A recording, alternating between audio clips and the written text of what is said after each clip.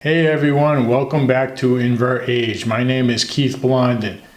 Just a guy grinding out my best health and sharing it with you. I'm turning the big 6-0 in a few weeks, and I've certainly been through my fair share of ailments. Maybe you can relate. I share a lot of ways to target aging. Come with me if you want to live. It's okay, Mom. He's here to help. It's okay.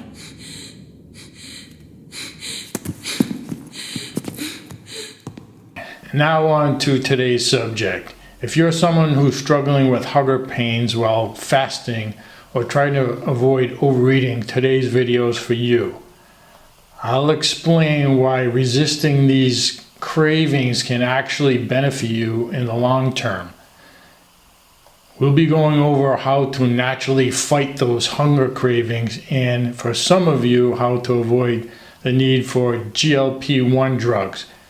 These were originally designed for diabetes, and the side effect being weight loss. You've probably heard of Ozempic, Wegovy, and Zepbound. I'm a pro at fasting now, and I can truly say that I'm at full battle with hunger pains on a regular basis. I just finished my 3-day fast. I also do a weekly 1-day fast, and yeah, it's good to be back eating today. I won my 3-day battle this month. Yay! You don't want to be a servant to your cravings. You need to be the boss, especially if you don't want to be part of the overweight class that's so common these days. Too many people are unhealthy and fat, and it's only from bad habits. So if you're ready to get empowered, hit that like button and let's get into it. First things first, let's understand why we even feel hunger in the first place. Hunger is controlled by gremlins. You know the sounds they make growling in your stomach.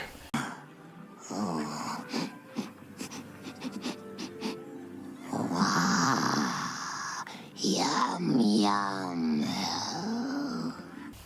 But seriously, ironically, it's actually a hormone called ghrelin, which tells your body that it's time to eat. It's a natural signal from your body that it needs fuel. But sometimes those hunger pains can feel overwhelming, especially if you're fasting or trying to eat less. So how do we fight these urges without reaching for quick fixes like GLP-1 drugs? These drugs merely take away your appetite. You may know someone on weight loss drugs. I certainly do. If you can avoid taking them altogether, that would be great. Especially if you don't have adequate insurance coverage. They can run up to $1,000 per month when taking them. Long term, we could be dealing with unhealthy side effects with these drugs. I'm not opposed to someone taking GLP-1 drugs for weight loss if they really truly need them, especially if it pushes you towards a healthy dieting direction. But we should really try the natural way first and stick with it and form good habits. If you've taken these drugs for weight loss, once your weight is stabilized, try to wean yourself off of them. Do you want to be jabbing yourself with these injections for life? I hope not. To start taking the drugs, she went to Mexico and was able to get a 12 injection sample through customs. Party time, guys! Oh, wow. I'm great. Your body can adapt and get into the habit of optimal nourishment, not overindulgence. Here are some natural ways to combat those hunger pains. Let's break them down. First off, drink water. Sounds simple, right? But water can help suppress hunger. Sometimes thirst is mistaken for hunger, and by staying hydrated, you can actually prevent unnecessary cravings. Try sipping water throughout the day, especially when those hunger pains kick in. It helps fill your stomach, and that can make those cravings go much more manageable.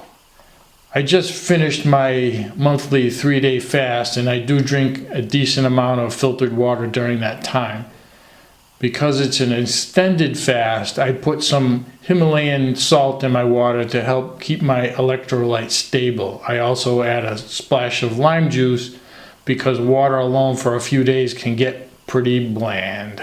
Another great trick is to focus on fiber-rich foods. Fiber slows down the digestion process and keeps you feeling fuller longer. Think things like vegetables and fruits. When you're fasting or eating less, keeping your meals full of fiber is a total game changer. Not only does it help control hunger, but it also is great for digestion and overall health. I eat one of these huge salads every day along with my meal. It definitely fills some volume in my stomach and has a ton of fiber. It's really good, and those olives rock. I have a fruit smoothie along with my breakfast. These fiber additions really keep things in check. Speaking of staying fuller for longer, healthy fats and proteins are also crucial. Foods like avocado, nuts, and lean meats give your body the fuel it needs without causing those wild spikes in hunger that carbs might. So make sure you're incorporating healthy fats and proteins into your meals, even if they're smaller portions. It will help you avoid overeating later in the day. I totally avoid bread and pasta. That wheat carb trap doesn't work well for me. For me, coffee is my go-to appetite suppressant. I have 2 cups of hot black coffee in the morning and either black iced coffee in the afternoon or black tea. It really works. The urge to snack is just stuffing your bored mouth. Don't do it. Don't buy snacks. It's a trap. If it's a healthy appetizer snack at mealtime, that would be more feasibly. I completely cut out snacks out of my diet. I don't miss them, or that's what I've brainwashed myself into thinking. But it really upgraded my health. I found the less times I eat, the less I have the urge to eat. When I went from 3 meals a day to 2 meals a day, that really reduced my appetite when I adapted to it. Think about it. We have breakfast, and before our food is fully digested, we're on to lunch. And then we're on to dinner. Maybe there's even snacks in between. It's an addiction, people. Also, 3 meals a day gave me an afternoon crash. I don't get that anymore. I have much more energy, hence less is more. The human body is not designed to constantly have food being thrown down our pie holes. Society is so fat now because of easy access to food and mouth boredom. We actually have optimal health with periods without food. It's a cleansing period. Now, if you're fasting, you might be wondering, how do I manage hunger during these extended periods of no food? Well, let's break it down. Intermittent fasting is a popular method. It can help regulate your appetite naturally. By sticking to a set eating window, your body gets used to not eating outside of those times. It's kind of like training your body to tune out those hunger signals. On my regular eating days, I try to stick to a 16-8 eating window. 16 hours of not eating. For me, it could be like breakfast at 10 a.m., then dinner at 6 p.m., and waiting till 10 a.m. the next morning to eat. My main eating times may vary, but I try to keep it at that 16-hour gap. Eventually, your ghrelin level stabilizes and you won't feel those intense hunger pains, but it does take some time to get used to, so be patient with yourself. If you want to dip your toes in the fasting game, scale in. First, eliminate snacking. Go from 3 meals per day down to 2 meals per day. You can space out your non-eating window to 16 hours. That gives you a nice daily gap. Then you could try maybe a weekly 24-hour gap. Eat a meal and then wait till the next day and eat at the same time. That one is pretty easy for me now that I've adapted. This is how I did it. Then I scaled up to a monthly 3-day fast. You can see more about that in a fasting video I made, link in details. When hunger hits, it's also helpful to distract your mind. Go for a walk, read, or engage in activities that take your focus off of food. Often we eat out of boredom, not actual hunger. The more you can redirect your attention, the easier it will be to manage those cravings. Avoid looking at food with pictures, videos, or on TV. Just look away if you see something. It's only torture. Stay busy and rested.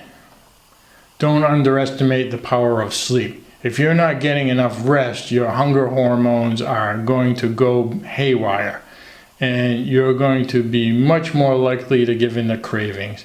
Get a good night's sleep and make sure you're staying active throughout the day. It's not just about what you eat, it's also about how you manage your body's rhythms. On extended fast, you'll have waves of hunger. Just push through. You'll get your second wind and then your third wind, and cravings will go away. Show your body who's boss. When you complete your fasting goal, it empowers you. Then you try it again and again, and you build up a tolerance as it becomes a regular thing in your routine. So why should we avoid giving into hunger and overeating? Well, aside from helping you lose weight or maintain a healthy weight, resisting those cravings has benefits for your overall health. Not overeating and managing your hunger means your body is better at regulating blood sugar. This can improve insulin sensitivity, which is crucial for long-term conditions like diabetes. By training yourself to fight hunger and resist those cravings, you'll find that your mind feels clearer. When you're not constantly thinking about food, you can focus better on your work, hobbies, and relationships. Fasting and eating mindfully also gives your digestive system a break. This can lead to better digestion, less bloating, and an overall healthier gut. So there you have it, guys. You can naturally fight hunger pains, stay on track with your health goals, and avoid the need to fulfill the craving with nonsense and even resort to weight loss drugs. Use simple strategies like staying hydrated, eating fiber-rich foods, and practicing mindfulness. There's not many really old overweight people. They are long ago dead and probably suffered from the accompanying overweight ailments of accelerated aging. When we fast, this clears out the bad cells that cause inflammation. These bad cells and inflammation can even lead to cancer. Remember, we are the captain of the ship. Don't smash into the rocks and sink the ship. I hope you found this video helpful. If you did, don't forget to like, comment, and subscribe. Let me know what works best for you when it comes to managing your hunger cravings. Until next time, stay healthy and keep thriving.